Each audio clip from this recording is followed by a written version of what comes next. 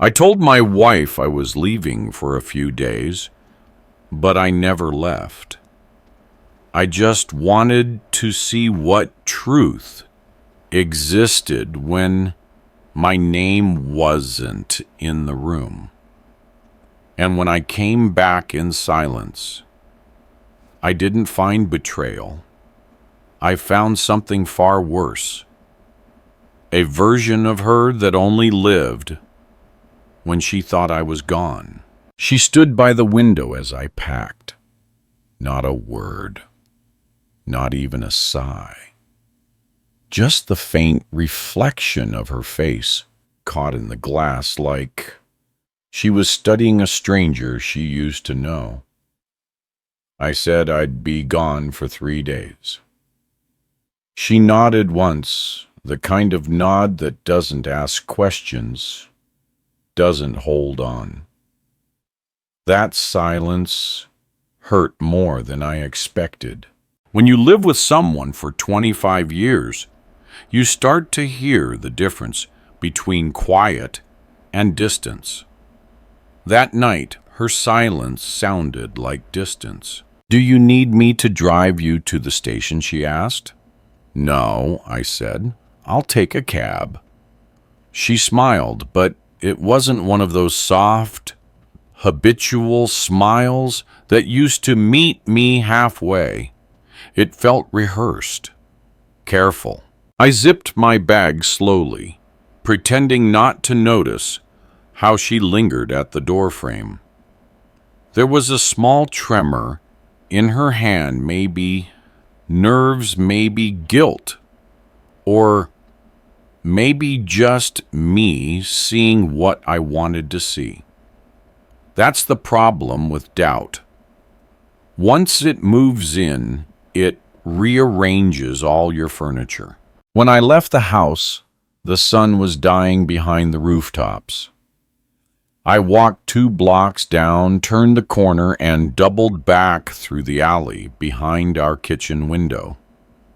From there, I could still see her silhouette. She wasn't crying. She wasn't calling. She just stood there, waiting for something I couldn't name. That was the moment I decided not to go anywhere.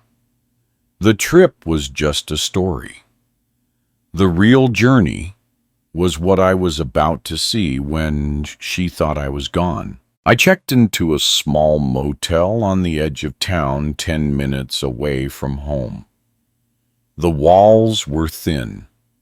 The curtains smelled like cigarettes, and the bed creaked with every thought I tried to silence. I sat there holding my phone, waiting for her to text me. Nothing. I lay back on the stiff mattress and stared at the ceiling stains, imagining how she looked moving around the kitchen without me. Was she humming to herself again, or had even her small noises learned to hide? The air conditioner rattled like an old confession. Somewhere down the hall, a couple laughed that light, easy laughter that only belongs to people who haven't begun to suspect each other yet. I almost envied them.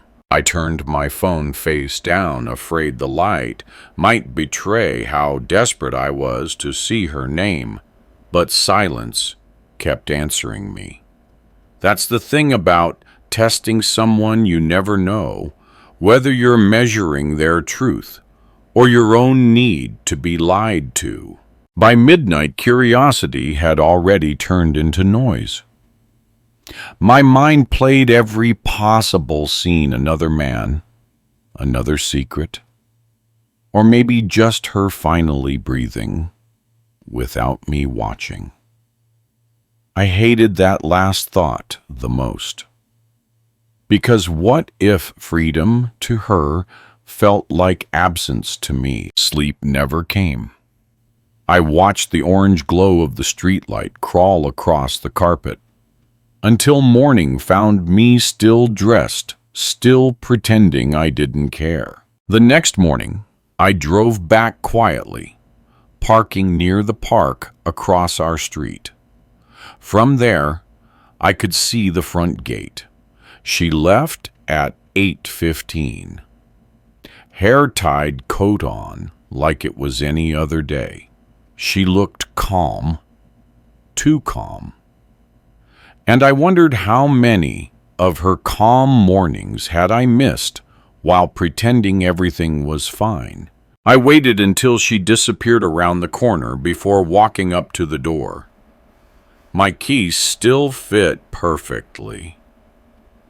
The house didn't know I was gone, but she did. Inside, everything looked the same, yet wrong. Her cup on the counter, still warm. A half-written note by the sink, my name on it. I picked it up, but before I could unfold it, I heard footsteps coming back up the driveway. She was home, and for the first time in my life, I didn't know whether to hide or to let her find me. I froze. Every sound in that house suddenly felt like a betrayal. The hum of the fridge, the clock's uneven tick, even the soft sigh of wind pushing through the curtains. I had imagined this moment so many times, but imagination is always cleaner than reality. Reality breathes. It creaks. It walks toward you in footsteps that sound like truth coming home too soon. Her keys rattled. The door opened. I slipped behind the stairway, my heartbeat thundering in the same rhythm as the wind outside. Through the gap between the railing, I saw her step in slow, careful, holding something in her hand. A phone.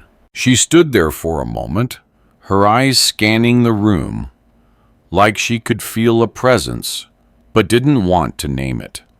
Then she sighed and whispered, "It's done. He's gone." Those words hit like a blade wrapped in calm. She wasn't crying. She wasn't relieved. She sounded resolved. My mind scrambled for meaning. It's done. He's gone. Was she talking about me or someone else? She moved to the kitchen, still on the phone. No, I didn't say anything. He believed it. He always does. A pause. Then a soft, almost bitter laugh. I just need time, that's all. A few days. I wanted to believe she was talking to a friend. I wanted to believe this wasn't what it sounded like.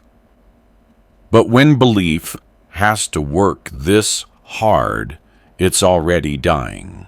She set the phone down and leaned against the counter, rubbing her temple.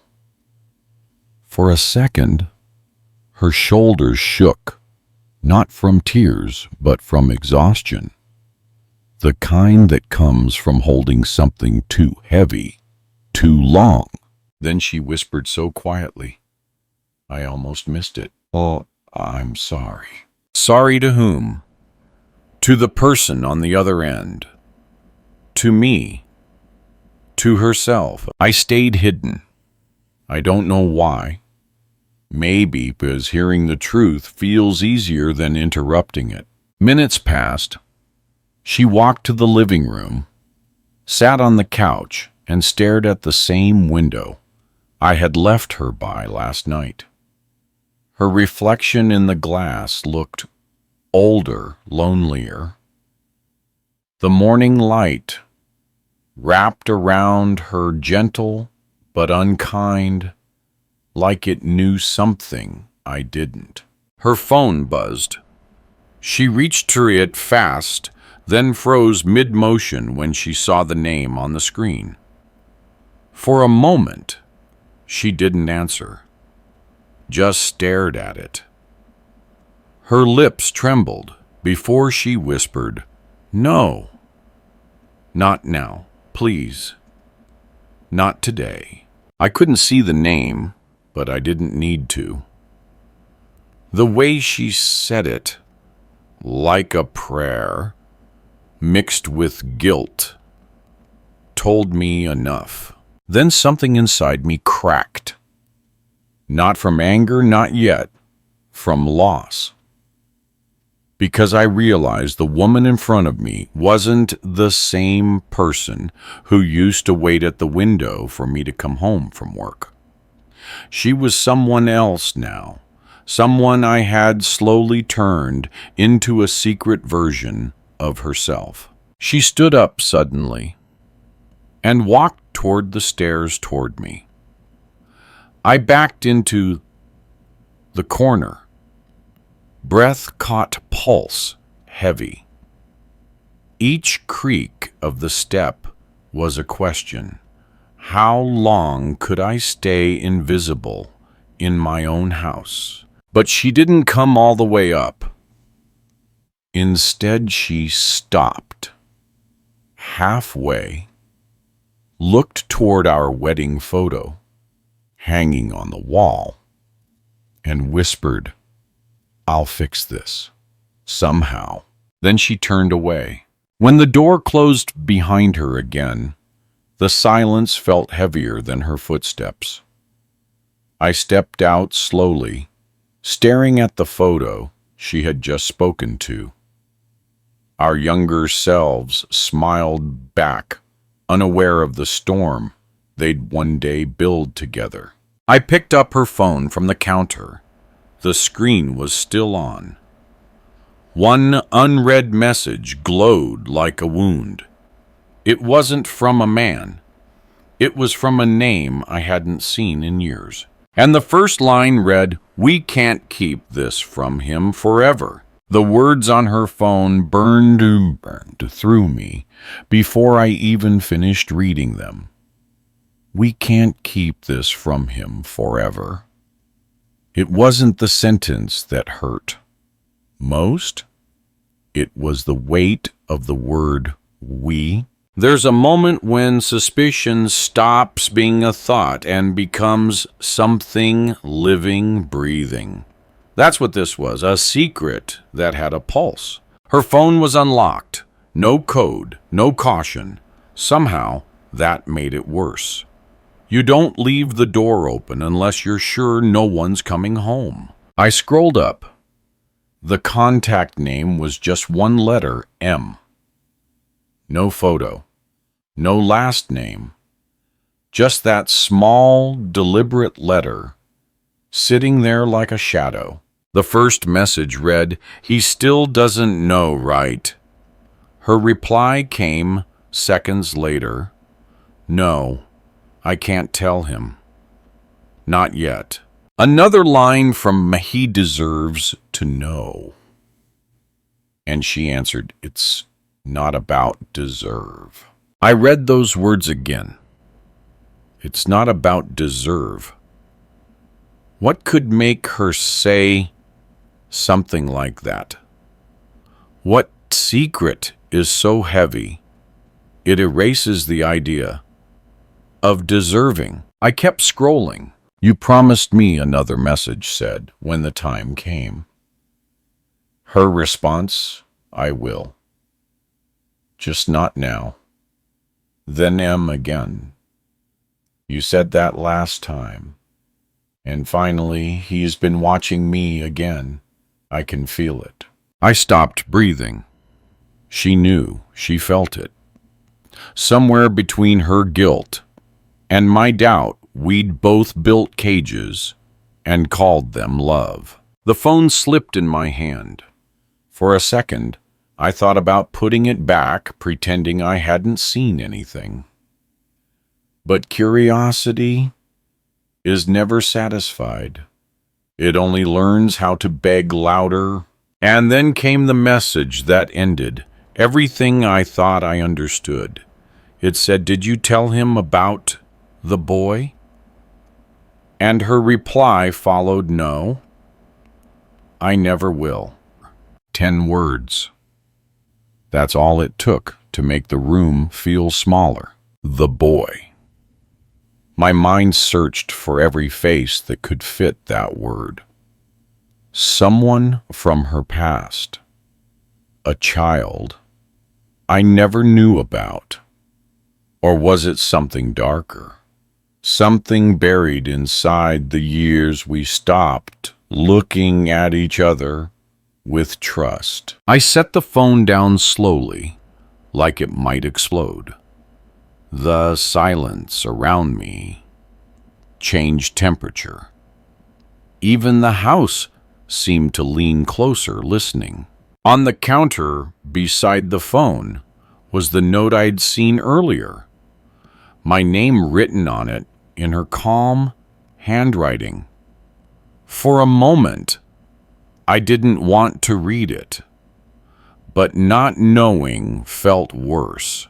It said, "If you ever find this, it means I couldn't say it out loud. I didn't want you to look at me differently. I just need time to make it right." No details, no explanation, just time. I looked around the house. Every object suddenly seemed to hold a memory. I didn't trust the couch, the photos, the lamp she said we didn't need, but kept anyway. Everything looked honest until you remembered who bought it together. Outside, a car passed. For a moment, I thought it was her coming back. My heart almost called her name. But it wasn't her. Just the world moving forward without permission. I picked up the phone again, scrolling back to the oldest message. The first one between them read, "Did you tell him about the boy?" "No," she had replied. "I never will." The boy. The word echoed slow and heavy until they didn't sound like English anymore, just regret taking shape. I closed the phone and placed it back exactly where she'd left it, like I could undo the trespass by being careful. But guilt doesn't return to its box once you've seen what it protects. That evening, I didn't go back to the motel. I stayed in my car, parked across the street from our house. Through the window, I could see her silhouette, moving inside, fragile, restless. She picked up the phone, held it to her chest, and whispered something I couldn't hear. Maybe it was a prayer. Maybe it was a confession. Or maybe it was a goodbye she didn't know how to send. The porch light went off. The house fell quiet again. And in that silence, I realized the truth I'd been running from. Maybe the secret wasn't hers alone. Maybe I was part of the reason it had to exist. The next morning, I woke up in the car, with sunlight cutting through the windshield like an accusation. My neck ached. My mind heavier than sleep itself. I hadn't dreamed. You can't dream when your thoughts already sound like nightmares. The house stood quiet. Curtains closed. No movement inside. The kind of silence that feels deliberate, like it's trying not to breathe. I waited until her car pulled out of the driveway. Then I went in again. The first thing I noticed was the phone. It was still on the counter. Same spot screen face down, as if waiting for me. But when I picked it up, there was one new notification. A voicemail. Unheard. Time-stamped. 6:42 a.m. I hesitated. I told myself not to press play. But curiosity doesn't ask for permission. A voice came through soft, low, older. Not a man's voice I recognized, but something about it felt close. Emma, it's me. I know you said not to call, but I can't keep quiet anymore. You said he's starting to suspect, and I can't live with this secret hanging over both of us. He has the right to know. He deserved to know the day it happened. The message ended abruptly, like the speaker had stopped himself mid-breath. The name, the voice, the tone. It wasn't a stranger. It wasn't a lover.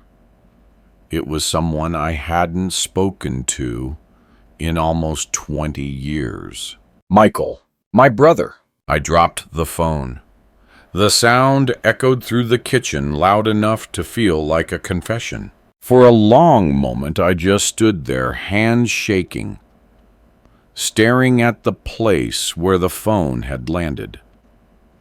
Everything inside me started to rearrange, all the memories, the arguments, the things we never said.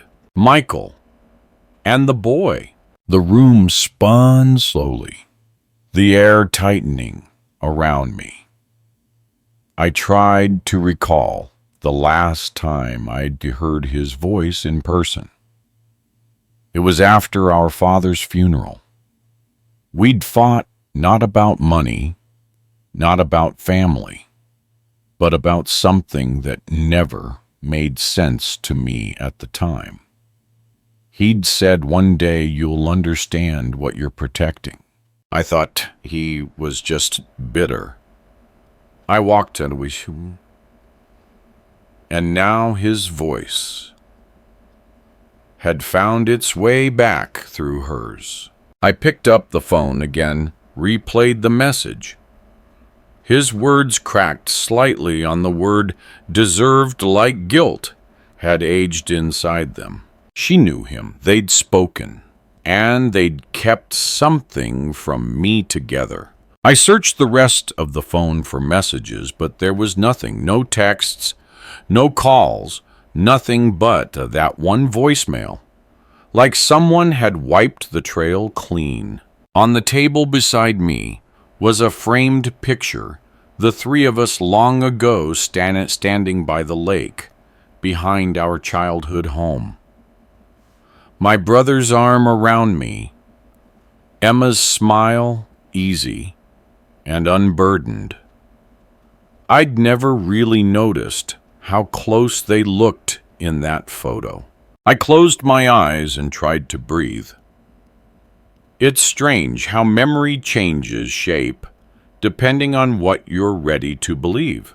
I remembered that summer, the day Michael disappeared for a while, and Emma wouldn't say where he went. She told me it was for work. I believed her. I always did. I thought of the boy, the one in the message, the one she said she'd never tell me about. A possibility crawled into my mind, slow, sick, cruel, and I hated myself for even thinking it. Could Michael have had a child? Could Emma have known? Could they both have kept it from me? Because that boy wasn't just his. No, that was madness. I wanted to believe that. I needed to believe that. But doubt doesn't care what you need. It only feeds on what you love most. I sat down on the cold floor, my hands covering my face. I didn't cry, not yet. I just listened to the house breathe around me, every sound heavier than before. The ticking clock, the distant hum of the fridge, the ghost of Michael's voice repeating, He has the right to know. Right to know what happened that day. What did they bury together in the silence I mistook for peace? When Emma came home that evening, I didn't hide. I was sitting on the couch, phone in my hand. She froze when she saw it. Her mouth opened, but no words came out. Only fear, and maybe relief. I looked at her and said quietly, I listened to it. She closed her eyes. A single tear escaped, not of guilt, but of exhaustion. Then she whispered, John, please don't do this today. That's when I realized whatever truth waited behind her silence, she wasn't ready to fight me for it. And maybe neither was I. She didn't say another word. Neither did I.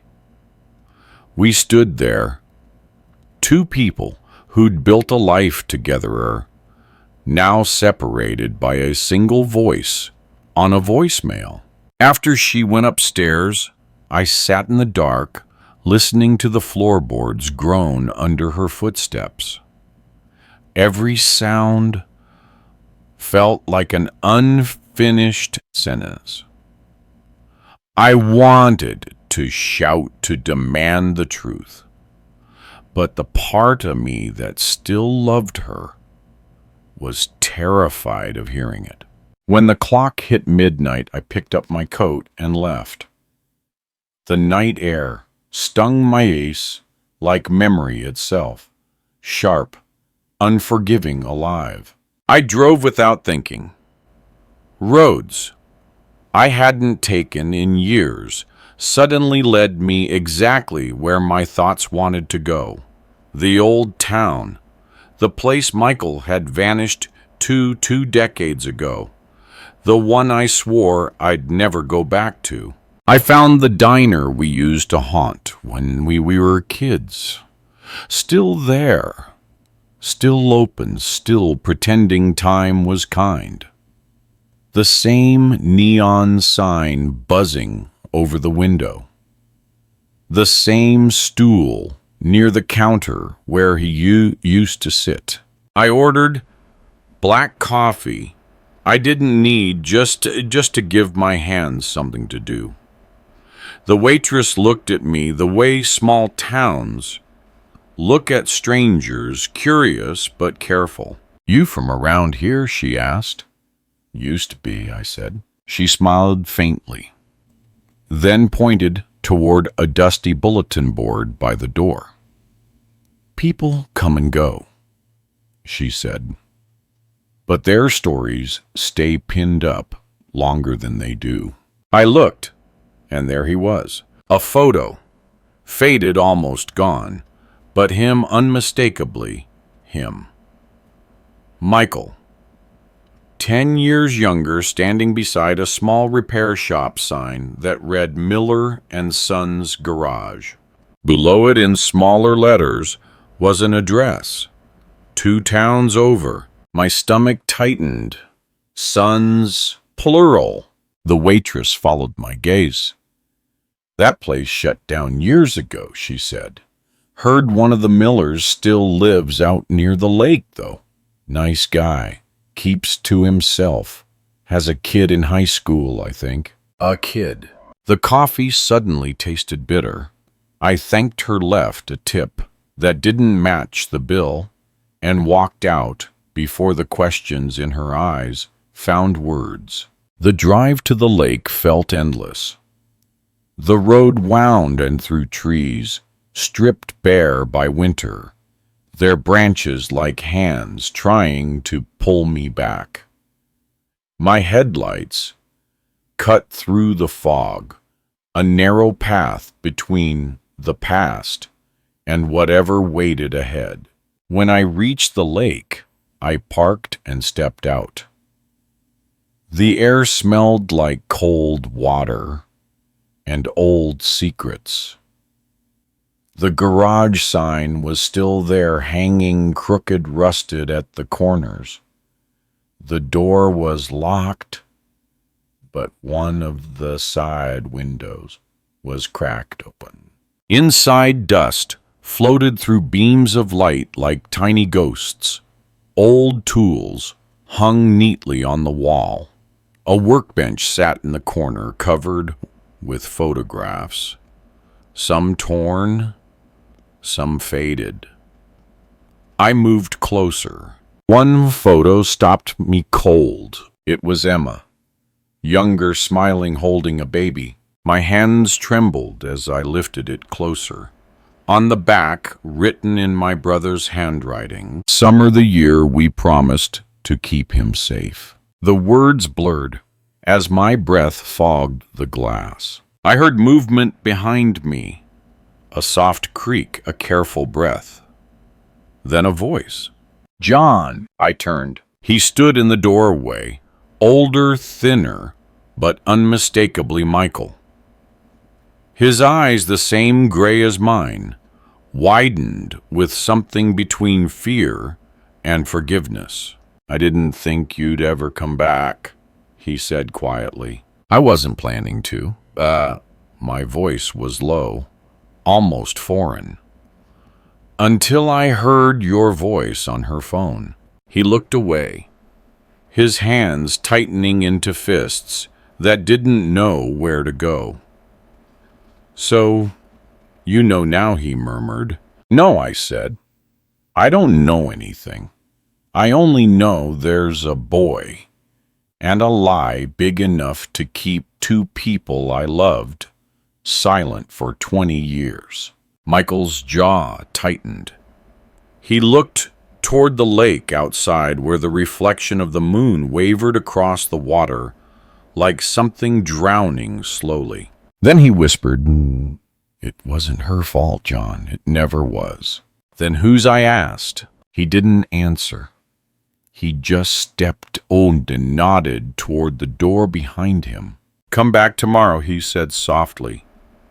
"You'll see for yourself." And before I could say another word, he closed the door, locking me out with the sound of old hinges and unfinished forgiveness. I stood there staring at the empty garage. The wind carried the faint scent of engine oil and rain.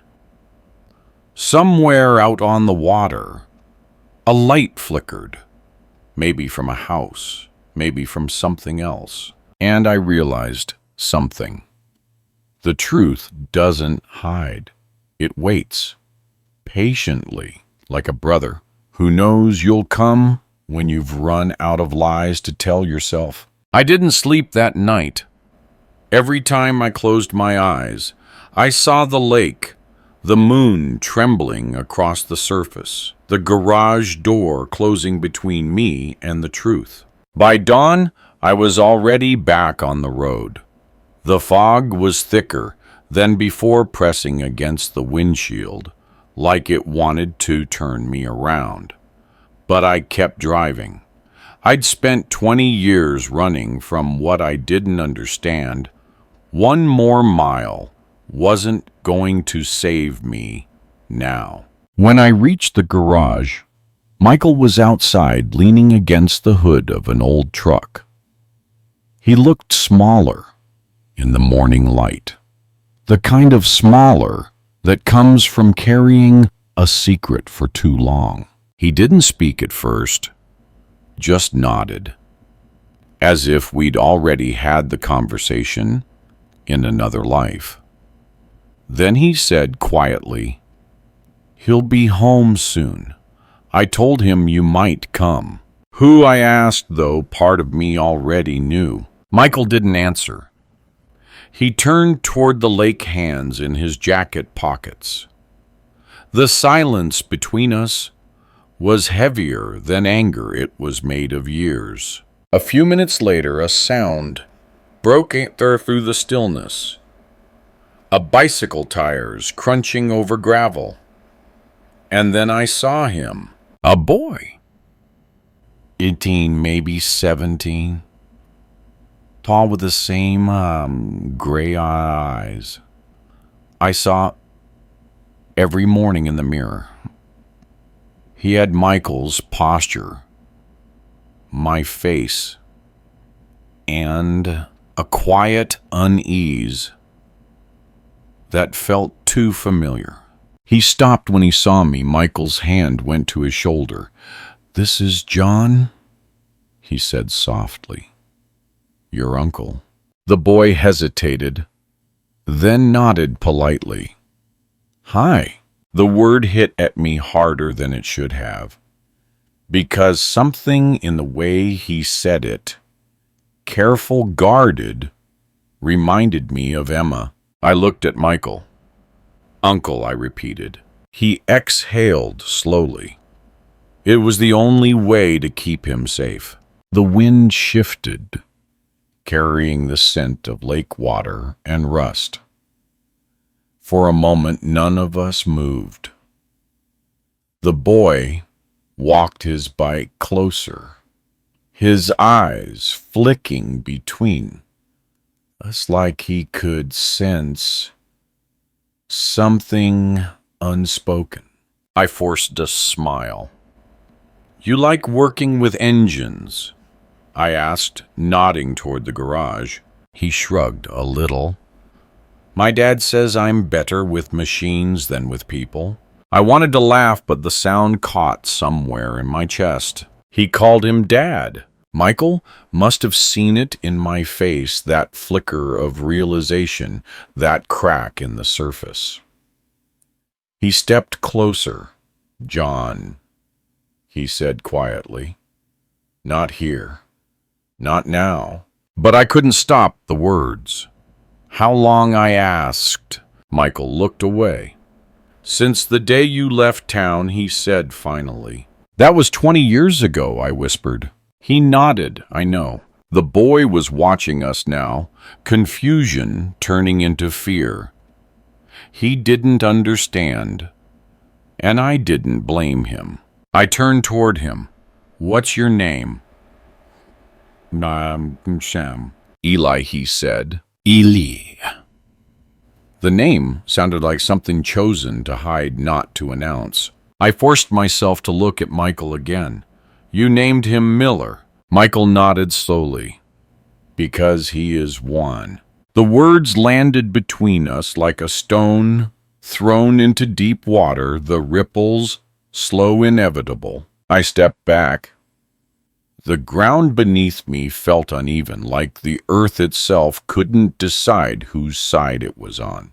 "I deserve to know the truth," I said, my voice shaking. Michael's eyes softened. "No," he said. "You deserve peace.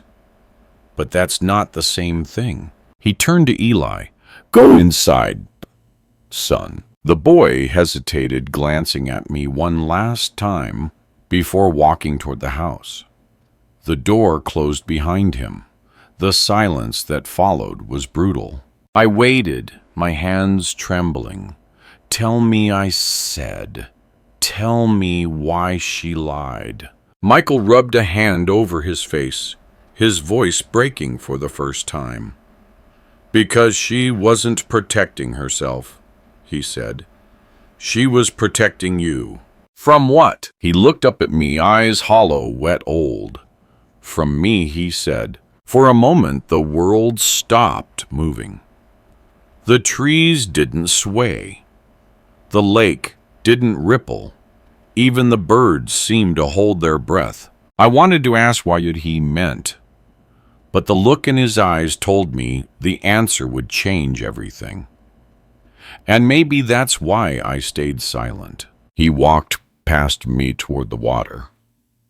"I'll tell you," he said softly, "but not here. Not today."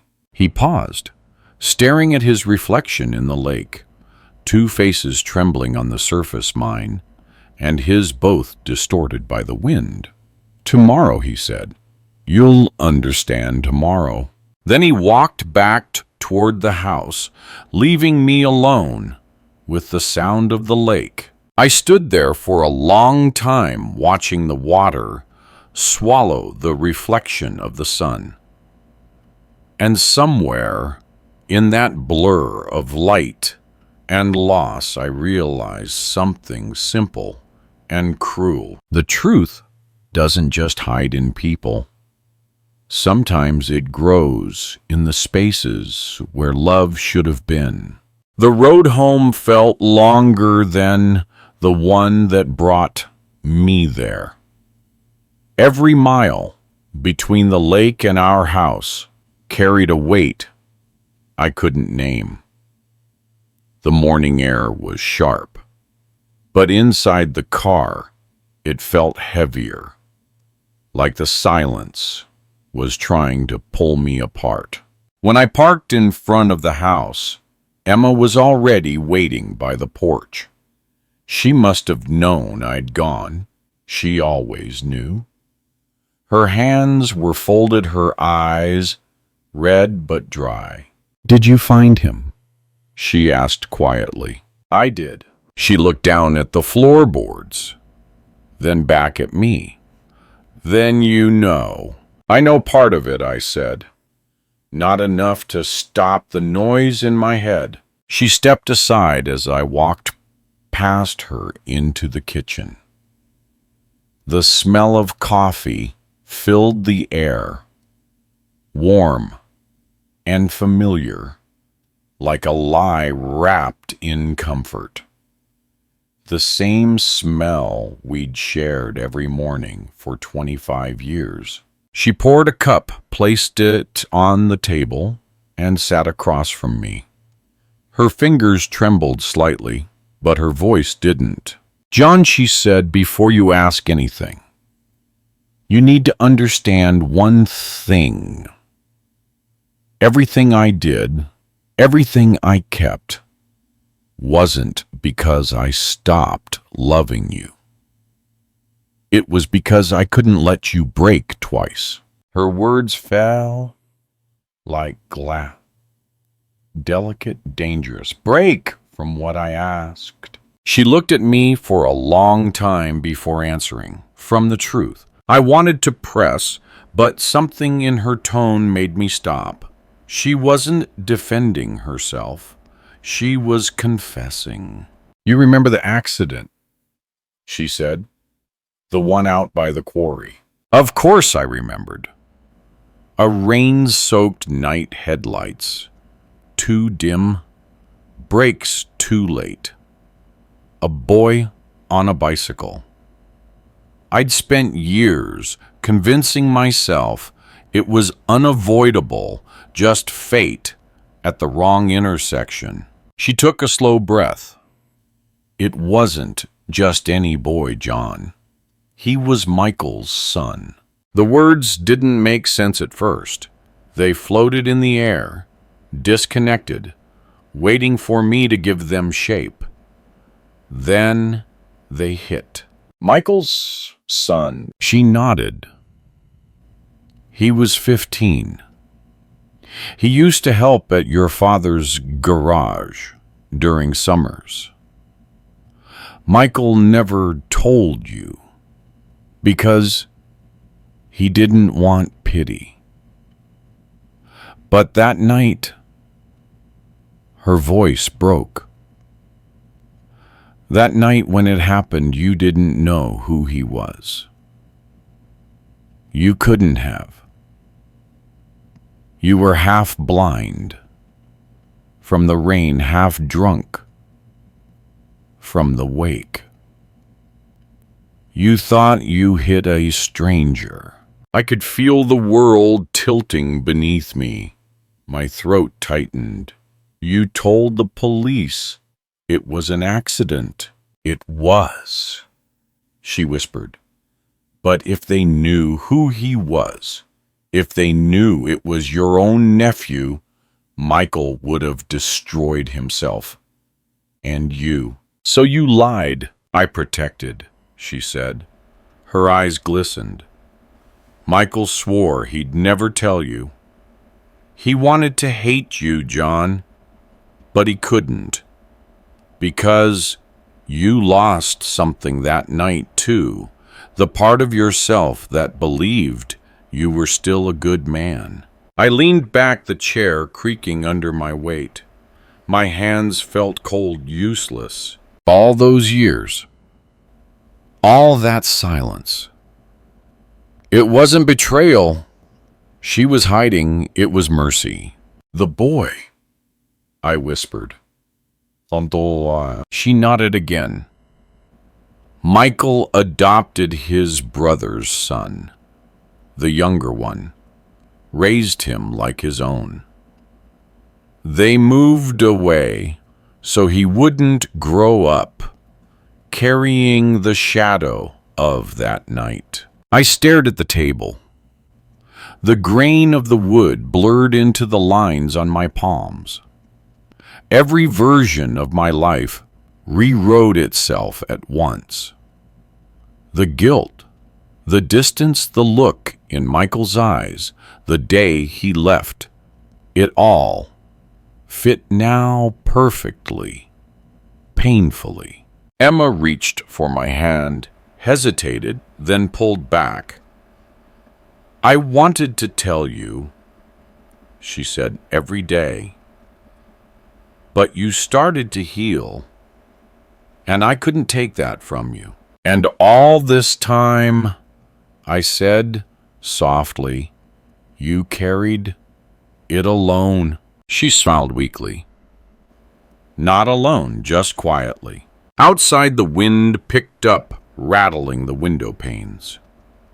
The world always seems to move louder when the truth finally stops running. I stood up, pacing toward the door. He said it wasn't your fault, I murmured. Michael, she asked. Yes? She nodded. It wasn't his either. I turned back to her. Then whose? Her eyes met mine, steady, tired, unflinching. It was no one's, she said. That's what makes it so cruel. For a moment, neither of us moved. The only sound was the coffee cooling on the table, ticking softly against the silence, like a clock that refused to forgive. Then she whispered, "Go see him again, John. Let him tell you the rest. You both deserve to stop running." I nodded, but my chest felt hollow. Because the truth had finally come home, and it didn't ask for forgiveness. It just wanted to be seen. Morning came gray and wordless. I parked in the same spot as before and watched the mist crawl over the water until the lake looked like it was holding its breath. The air smelled of iron and rain. Michael was there standing by the pier, hands in his jacket pockets, the way he used to wait for the bus when we were kids, head bowed, as if talking to the ground. He didn't turn when he said, "She told you, didn't she?" Yes. My voice sounded distant, like someone else was answering for me. He nodded. "Then you know the boy." "I know who he was," I said, "but I don't know who I became after that night." Michael finally faced me. His eyes looked older than his face, two storms that never cleared. "You didn't become anything, John. You broke. We both did. We both." "I killed your son?" "No," he said sharply. "You hit him. The road killed him. The storm killed him. I spent years wanting to blame you because it was easier than forgiving the sky." His words hit harder than any punch could. He sat on the edge of the pier, the boards creaking beneath him. I joined him, leaving a careful space between us, the same kind of space we'd been living in for 20 years. "I remember the noise," I said quietly. "The sound the bike made when it hit the hood. I've heard it in every quiet room since." Michael rubbed his face, then looked out at the fog. "You think I haven't heard it, too. Every time he laughs, I hear it again. Every time he pedals down that same road, I see headlights that aren't there. We sat in silence. The wind off the lake pressed cold fingers against our necks. After a while, he said Emma was the only one who understood what not telling you meant. She kept you alive, John, not just breathing alive. She saved the part of you that still believed in mornings. I wanted to argue, but the truth doesn't need defenders. It just needs time. You should have told me, I whispered. He shook his head. You weren't ready, and neither was I. You would have come looking for punishment, and I might have given it to you. That wouldn't have saved anyone. A gull screamed somewhere above us, a single raw note that sliced through the quiet. I thought you hated me, I said. I did, he answered. Then I didn't. Then I hated that I didn't. That's what grief does. It keeps changing its clothes. He reached into his coat and pulled out a small envelope, worn soft from being opened too many times. This was his last drawing, he said. He made it the week before the accident. I took it carefully. Inside was a sketch, rough pencil lines of a man and a boy standing by a car, both smiling. In the corner, a small note in shaky handwriting. Uncle John's car when he teaches me to drive someday. The paper blurred as I stared at it. My throat closed. Michael looked away, his voice trembling. He looked up to you. He talked about you all the time. That's why Emma couldn't let you know. She couldn't let that memory of you die with him. I folded the drawing slowly, pressing it against my chest, like a wound that finally had a name. For a long time, neither of us spoke. Then Michael said, "So what now?" I looked at the lake, the way it swallowed every ripple, and gave back nothing but quiet. We stop pretending there's still something left to fix, I said. We just carry it right this time. He nodded, eyes glistening. That's what I've been trying to do, John. Carry it right. I stood slipping the drawing into my pocket. You've done better than I have. He smiled faintly. No. We've both just been walking around the same pain from different sides. The wind picked up, scattering leaves across the dock. The lake shivered beneath it, turning silver. I started back toward the car, but Michael called out behind me. John, I turned. He said you can still come by. He should know who you are. For the first time in years, I didn't look away. Maybe I said, but not yet. Let him keep his mornings a little longer. Then I walked away. Behind me, the water kept moving soft, endless, forgiving, in its own silent way. And for the first time since that night by the quarry, I felt something close to peace. Not forgiveness, just the stillness that comes after a storm finally runs out of rain. I got home just before the rain. The sky had turned the same dull gray as the lake, and every drop that hit the windshield felt like it was keeping time with my heartbeat. The house was quiet.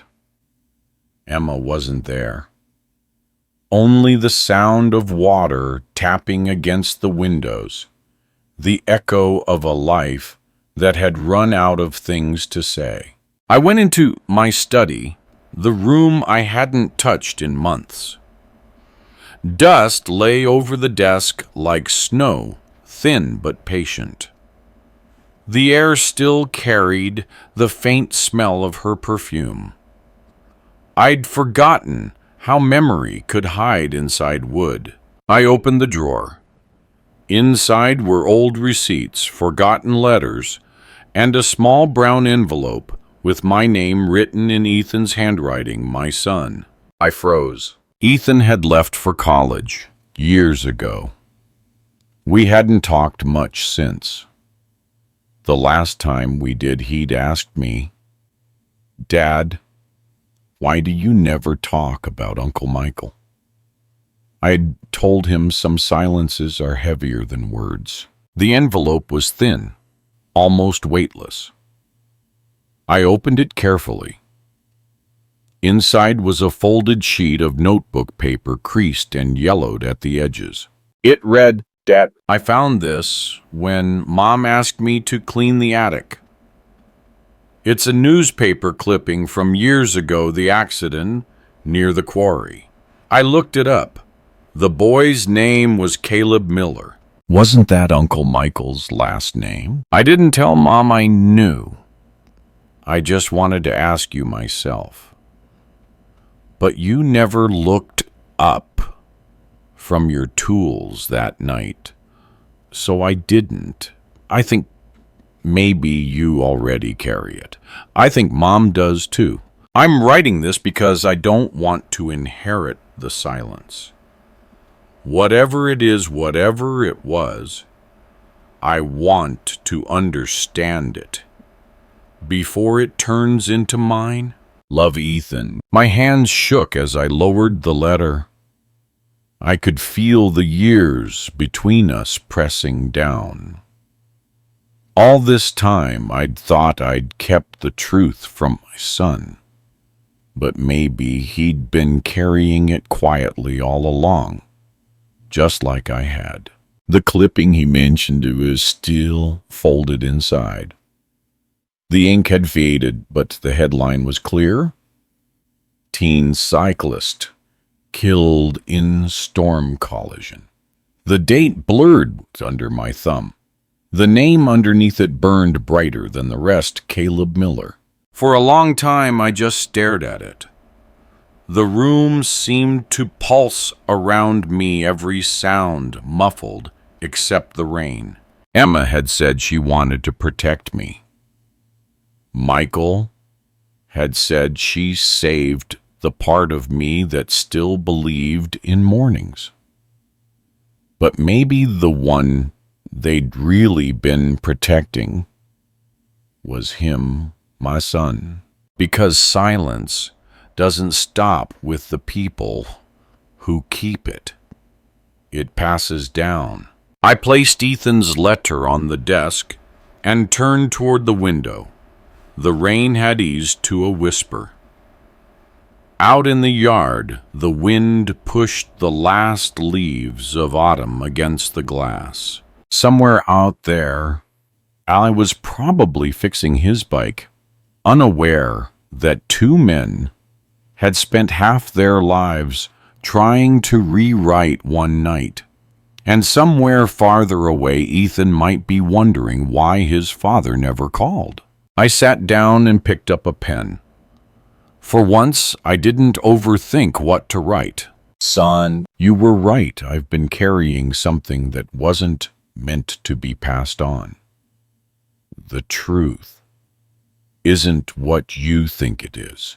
It's worse, and it's smaller. It's just two brothers who ran out of courage, and a woman who tried to save what was left of them. Don't inherit our silence. Talk when it hurts. Listen when you want to hide. And if you ever find yourself by the lake, tell the water everything. It forgives better than people do." I left the note on top of his. Outside, thunder rolled far away, low and tired. The storm was leaving. I walked to the doorway and looked back at the desk. The two letters One written by a son who wanted the truth.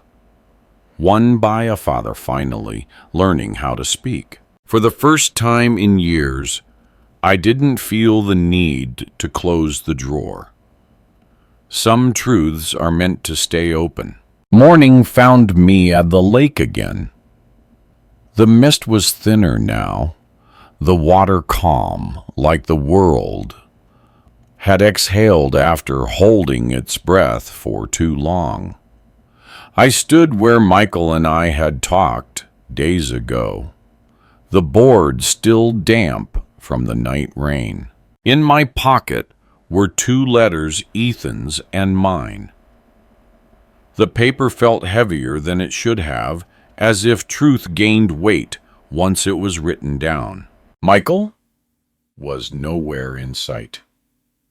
Only the echo of his hammer from the garage drifted across the wind. I imagined him working on an old engine, trying to fix something simple for once. Maybe that was his way of praying. I sat at the edge of the pier, feet hanging over the water. The lake moved lazily beneath me, carrying bits of leaf and light.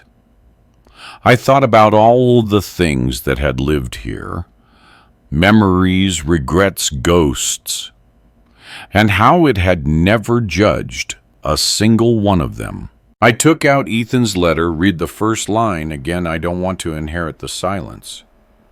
It kept replaying in my head like a slow tide. He was right, silence isn't peace. It's just the space we build to keep pain from echoing too loud. But pain doesn't vanish. It waits.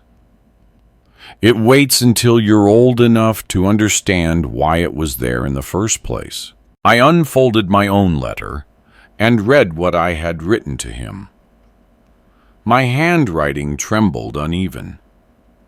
I almost tore it up, but I didn't. Some truths aren't meant to be rewritten. They're meant to be released. A small boat drifted across the lake, its motor humming low. An old man inside waved. I waved back. I didn't know him, but in that moment it didn't matter. Strangers recognize the shape of loss. It's universal. Behind me, I heard footsteps crunch against the gravel. Emma. She didn't come closer. She just stood there, coat drawn tight around her hair, moving softly with the wind. "You're here early," she said. I couldn't sleep. She nodded, I figured. Then after a long pause, "Did you tell him?" I held up the letters. "In a way." She looked at the lake. "He'll forgive you." "I'm not sure forgiveness is the point anymore," I said. "Maybe it's just about stopping the echo." Her eyes softened. "You always talk like a poet when you're broken." I smiled faintly. Maybe that's the only time poetry makes sense. We stood there for a while. 2 people who had finally run out of secrets. The sun began to rise behind the trees, thin rays cutting through the fog, painting gold over gray. Emma walked to the edge beside me, her reflection trembling next to mine in the water. "He looks like you," she whispered. "Eli. The way he squints when he's thinking." "Then maybe he'll see what I couldn't," I said. She reached for my hand. This time I didn't pull away. Her grip was light, but real. "I never wanted to hide it forever," she said. "I just wanted to wait until the truth didn't have teeth." "It never loses them," I replied. "We just learn how to stop bleeding." We stood there in silence. Not the kind that separates, but the kind that stays, the kind that finally means peace. A heron landed near the reeds, wings wide, feathers pale against the water. It watched us for a moment before lifting off again, gliding across the lake like forgiveness wearing wings. I reached into my pocket and dropped both letters into the water. They floated for a second, the ink already blurring into the surface, then sank slowly, disappearing without a sound. Emma watched them go. "Do you feel lighter?" she asked. "No," I said. "Just quieter." We turned toward the path, the gravel crunching beneath our feet. The lake behind us shimmered in the morning light, still carrying the reflections of two people who finally stopped pretending they were untouched. As we reached the road, I looked back one last time. For years, that water had been holding our secrets. Now, it was holding our forgiveness. And for the first time in my life, silence didn't feel like punishment. It felt like home.